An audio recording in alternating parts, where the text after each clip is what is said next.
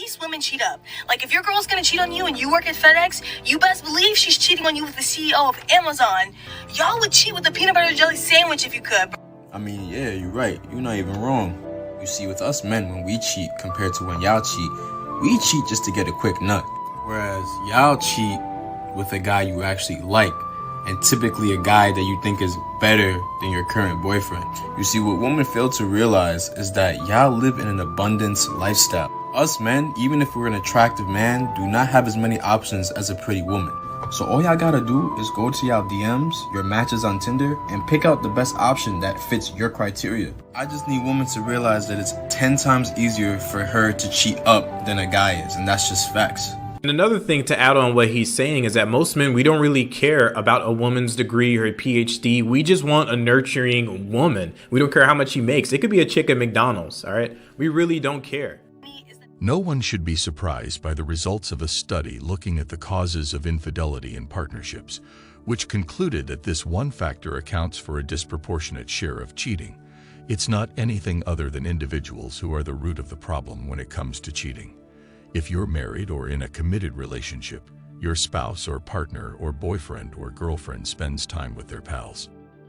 All of a sudden, she and her friends are discussing and reading about open relationships, open marriages, and attempting to get their boyfriend to try one out. So men, like I'm always harping on, keep an eye on the people your daughter is associating with. Also, I've either heard a bunch of friends or a bunch of trash breaking up. Nothing good can come from having it in your life. To begin, it states here that there might be varied ideas about infidelity in a relationship based on the limitations and expectations you and your spouse have set. However, the ideal romantic relationship is a monogamous one in which both partners are entirely faithful to one another. They want to believe that even if they develop romantic feelings for someone, their partner won't go anywhere with them. However, even with this level of dedication, cheating still occasionally occurs. Although the causes of someone's wandering are not always clear, a statement to the effect that everyone is affected by societal conventions. People are built for community. I certainly don't want to leave the door open for the argument that, well, research has suggested that individuals will be affected by their friends, which would be a terrible idea. That being the case, you can't hold me responsible since you understand what I'm trying to say. These are the practices or behaviors that you see demonstrated by others, which therefore look acceptable or normal to you, says Brian. According to research conducted at the Boston University School of Public Health, the core idea of social norms theory is determining how much of an impact one's social circle has on one's own decision-making processes when it comes to engaging in particular behaviors. It's easy to dismiss this comparison as irrelevant, but it can be used to demonstrate how our friends and maturity shape our cheating habits, even if it seems insignificant at the time. I'm not trying to make excuses for their behavior, but I can see why they could have done what they did to some extent. When your brain is fully formed, you may consider yourself an adult. This can't be an excuse, and in extreme cases, like damaging someone's life and breaking a beautiful relationship, your pals were definitely unfaithful. And it works both ways, from males to women. Friends might have a greater impact on your relationship than you realize.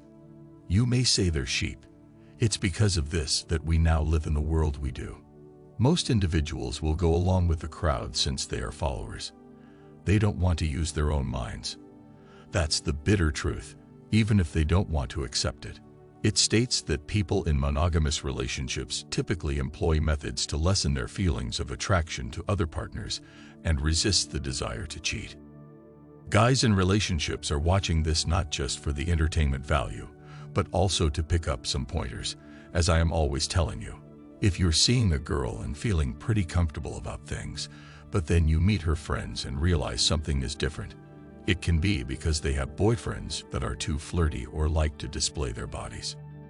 You don't need such shit in your life. Therefore, I would think twice before continuing to date that gal or getting into a relationship with her. Nowadays, there are many people who would view cheating on your partner as a sign of strength and independence. Researchers performed 3 distinct experiments or tests as part of the larger investigation.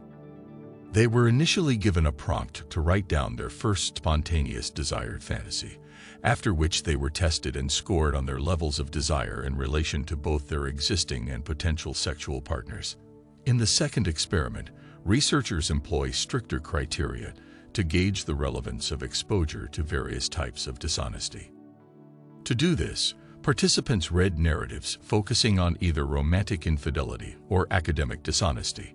Like on an exam, participants were given a set of statements and then asked to rate the attractiveness of a total stranger and determine whether or not they were a good match. To be fair, there is some element of these examinations that is difficult to predict. A woman may find man attractive, not to say they'll definitely go and do it. That's a problem then. To this test, I can contribute this one factor. The purpose of the last experiment was to see if participants' attempts to cheat via flirting would increase after being exposed to cheating. The intimate tie in a committed relationship or marriage nearly usually weakens before it breaks down, which is why extramarital affairs are so common. She defines a secure romantic connection as one in which couples repeatedly turn to one another to fulfill their emotional and physical attachment demands for closeness. If the couple's connection begins to deteriorate, and if neither partner is looking to the other for emotional support, then either person may be more open to developing a secondary relationship with someone else. Even among the most committed, loyal, and true of friends, infidelity may occur. That's because it was truly a romantic attachment that prompted the action. On the other hand, Birnbaum does suggest that certain situations might function as the extra push needed to resolve the issue between adhering to moral standards and giving in to short-term temptations in a way that encourages infidelity if your spouse is already thinking about leaving. The moral of the story is to keep an eye on the people your girlfriend is spending time with.